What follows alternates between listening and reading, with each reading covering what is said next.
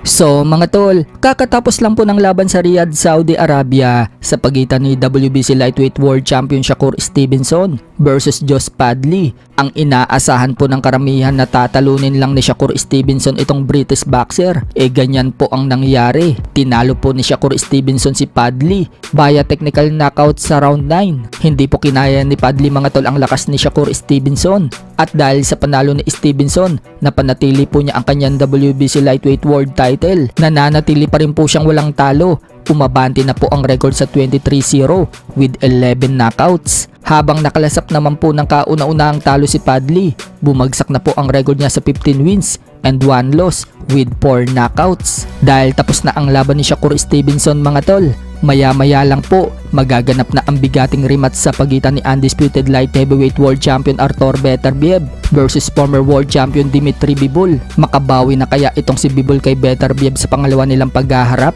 Ayon nga po sa batikang sports analyst natin dito sa Pinas na si Atty. Ed Tolentino, 50-50 daw ang magiging labanang yan.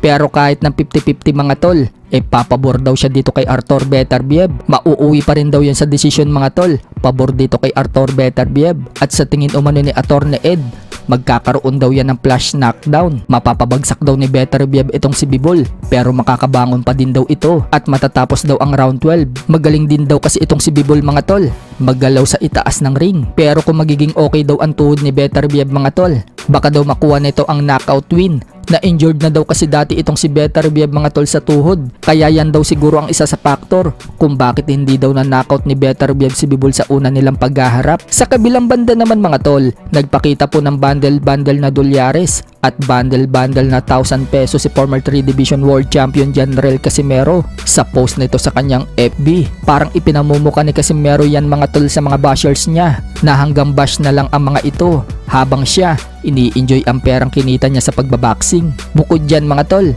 pinagmalaki din ni Cuadro Alas na magkakaroon na umano siya ng sariling promotion. Yan daw ang Cuadro Alas promotion at malapit na daw yan.